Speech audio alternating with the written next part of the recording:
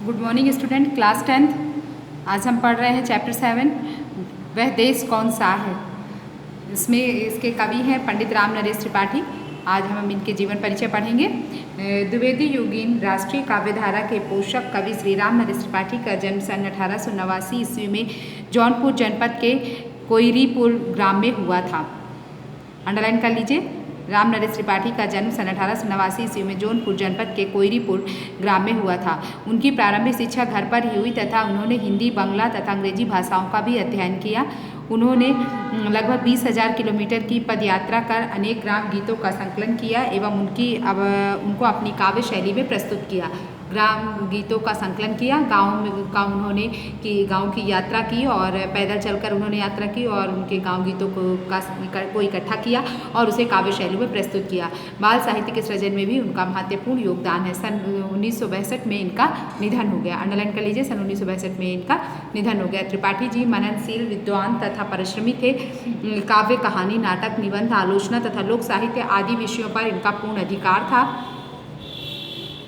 इनकी प्रमुख रचनाएं हैं पथिक मिलन। अंडरलाइन कर लीजिए, इनकी प्रमुख रचनाएं पथिक मिलन और स्वप्न, खंड काव्य, मानसी, स्फुट कविता संग्रह, कविता कौमुदी, ग्राम्य गीत, पंडित गोस्वामी तुलसीदास और इनकी कविता आलोचना। इनकी रचनाओं में नवीन आदर्श और नवयुग का संकेत है। इनकी रचनाओं में नवीन आदर्श, नया आदर्श दिखाई देता है और नए युग का संकेत दिखाई देता है। इनके द्वारा रचित पथिक और मिलन, अंडरलाइन कर लीजिए, नामक महाखंड काव्य अत्यंत लोकप्रिय हुआ है। पथिक और मिलन ये खंड काव्य है जो कि बहुत लोकप्रिय हुआ। इनकी रचनाओं में राष्ट्र प्रेम, प्रकृति चित्रण और मानव सेवा की उत्कृष्ट भावनाएं प्रभावी ढंग से चित्रित हुई। उनके रचनाओं में राष्ट्र प्रेम दिखाई देता है, प्रकृति चित्रण दिखाई देता है, मानव सेवा की उत्कृष्ट भावना भी प्रभावी ढंग से दिखाई पड़ रही है। केंद्रीय भाव,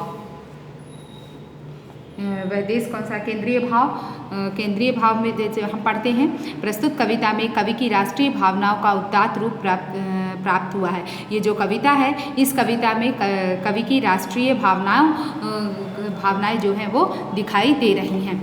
देश की गरिमा और वैभव का प्रभावशील वर्णन इस कविता में है। उत्तर में हिमालय इसका मुकुट है तो दक्षिण में समुद्र इसके चरणों को धो रहा है। इसकी नदियाँ, उसके कंदमूल, फल, अनाज, मैदान, पहाड़ सभी आकर्षक है। यह देश संपूर्ण संसार को अपने आचरण से शिक्षा देने वाला विश्वगुरु रहा है। यह विभिन्न आदर्शों की प्रतिष्ठा का देश है।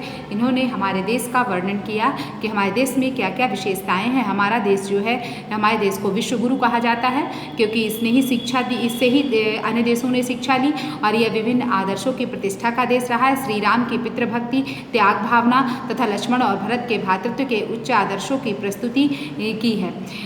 यहाँ राम ने जन्म लिया, भरत जैसे भाई यहाँ पैदा हुए और राम और कृष्ण जैसे भगवान यहाँ पैदा हुए और श्री राम जो है अपने पितृभक्ति के लिए वनवास चले गए।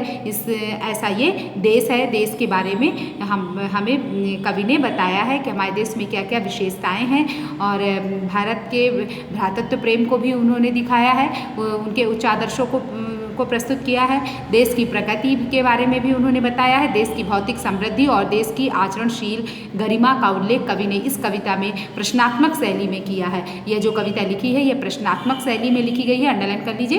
प्रश्न और उत्तर की समन्वित शैली इस कविता के शिल्प सौंदर्य को बढ़ा देती है। और ये जो इसकी शैली कैसी है, प्रश्न और उत्तर की समन्वित शैली है, दोनों से मिली जुली हुई शैली है और इसीलिए जो ये कविता है इसका शिल्प सौंदर्य और भी बढ़ जाता है।